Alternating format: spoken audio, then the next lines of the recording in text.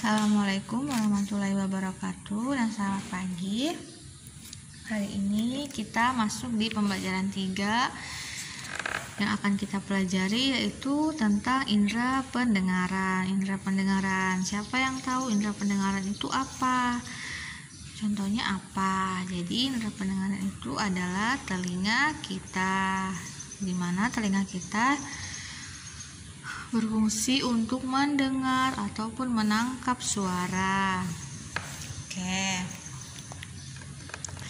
Di sini ada bacaan. Bagaimana proses sehingga kita dapat mendengar suara yang berasal dari luar masuk ke telinga melalui udara. Suara tersebut ditangkap oleh gendang telinga. Akibatnya gendang telinga kita bergetar. Getaran ini lalu diteruskan oleh tulang-tulang pendengar ke telinga bagian dalam, tepatnya di ujung saraf. Oleh saraf, getaran tersebut disampaikan ke otak agar diolah sehingga kita dapat mendengar.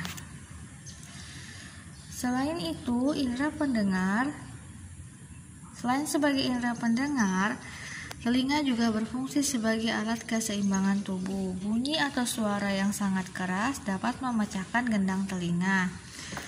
Mengapa demikian? Karena gendang telinga hanyalah selaput tipis yang mudah pecah atau robek. Tindakan apa yang kamu dapat lakukan ketika mendengar suara keras seperti suara petir? Apa ya yang kita lakukan ketika kita mendengar suara petir? Yaitu menutup telinga. Telinga merupakan salah satu organ yang penting, ya. Oke, selanjutnya di sini ada gambar telinga.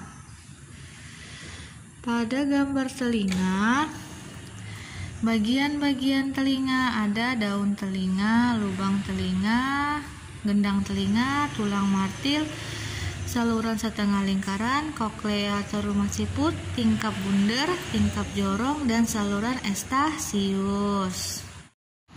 Sambil diperhatikan gambar telinganya, di sini Ibu jelaskan sedikit ya, bahwa sebagai organ tubuh yang lemah, telinga bisa mengalami kelainan maupun terserang penyakit. Misalnya penyakit tuli ataupun conge. Tuli adalah ketidakmampuan telinga untuk mendengarkan bunyi atau suara. Tuli dapat disebabkan oleh adanya kerusakan pada gendang telinga. Jadi saat kita mengorek telinga kita, membersihkan telinga kita, makanya kita harus berhati-hati, jangan terlalu keras mengoreknya atau membersihkannya, karena berakibat bisa membuat gendang telinga kita jadi pecah atau sakit. Nah, itu yang akan membuat kita tuli, ya. Tersumbatnya ruang telinga atau rusaknya saraf pendengaran pada orang yang telah lanjut usia. Ketulian biasanya disebabkan oleh kakunya gendang telinga dan kurang baiknya hubungan antar tulang pendengaran. Conge adalah penyakit telinga yang biasanya disebabkan oleh infeksi pada bagian telinga yang tersembunyi di tengah-tengah infeksi, dan ini disebabkan oleh bakteri. Jadi kalau conge itu disebabkan oleh bakteri, ya, bakteri yang menyerang telinga sehingga mengakibatkan conge.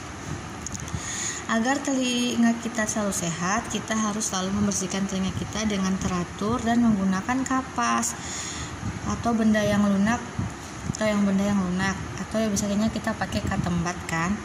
Jangan sekali-sekali membersihkan telinga dengan benda yang keras dan tajam karena dapat merobek gendang telinga kita seperti yang Ibu bilang tadi, ya. Telinga terdiri atas bagian-bagian apa saja, Bu? Nah, Ibu bacain, silakan kalian dan perhatikan ya gambarnya.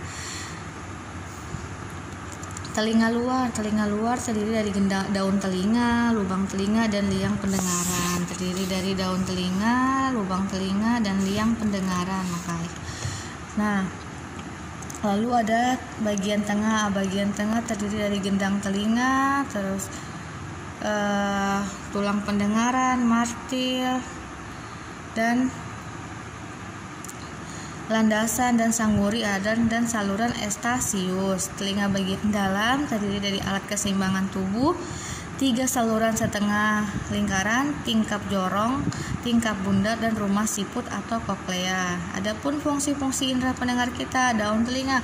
Daun telinga di sini berfungsi untuk menangkap dan mengumpulkan bunyi. Jadi telinga pertama kali ditangkap dan dikumpulkan di daun telinga. Kemudian dari daun telinga dia akan masuk ke gendang telinga, di mana gendang telinga berfungsi untuk menerima rangsangan bunyi dan meneruskannya ke bagian yang paling dalam. Kemudian 3 tulang pendengaran tadi ada tulang martil, tulang landasan, dan tulang sangurdi, berfungsi memperkuat getaran dan meneruskannya ke koklea atau rumah siput. Lalu ada tingkap jorong, tingkap bundar, 3 saluran setengah lingkaran, dan koklea atau rumah siput berfungsi mengubah impuls dan diteruskan ke otak. 3 saluran setengah lingkaran juga berfungsi untuk menjaga keseimbangan tubuh.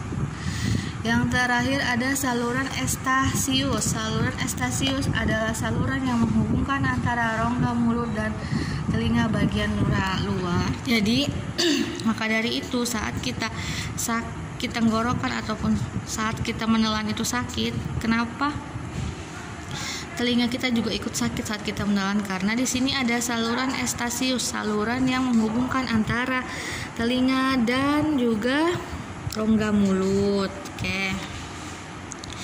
Bagaimana Bu proses masuknya pendengaran kita? Nah, secara singkat tadi Ibu jelaskan proses masuknya mulai dari lubang daun telinga. Dari daun telinga suara atau bunyi itu ditangkap, kemudian diteruskan ke gendang dan kemudian diterima oleh gendang telinga. Dari gendang telinga kemudian diteruskan ke rumah siput. Dari rumah siput akan diteruskan lagi ke otak. Otak akan menerima rangsang atau impuls sehingga terjadilah pergerakan. Misalnya kita disuruh ambil air minum atau anak-anak ibu disuruh ambil air minum sama orang tuanya, maka dari itu segera pergi ke dapur karena dari telinga kita mendengar disuruh mengambilkan air minum, kemudian kita ke dapur. Tidak lama kemudian kita langsung bergerak ke dapur. Nah, secepat itu suara masuk ke telinga kita, kemudian masuk ke gendang telinga, lalu ke rumah siput dan diteruskanlah ke impulsnya rangsangnya diterima di otak. Kemudian otak kita berpikir dan bergerak langsung ke dapur. Itulah penjelasan singkat mengenai saluran pendengaran kita, bagaimana cara kerjanya dan bagaimana apa-apa saja yang ada di dalam saluran pendengaran kita. Oke. Untuk tugasnya hari ini silakan kerjakan. Ayo berlatih di halaman 79 1 sampai 5 ya, tentang menjawab pertanyaan tentang indera pendengaran. Mungkin itu saja yang dapat Ibu sampaikan. Kalau ada yang tidak mengerti boleh bertanya ke Ibu. Wabillahi taufiq wal hidayah. Wassalamualaikum warahmatullahi wabarakatuh.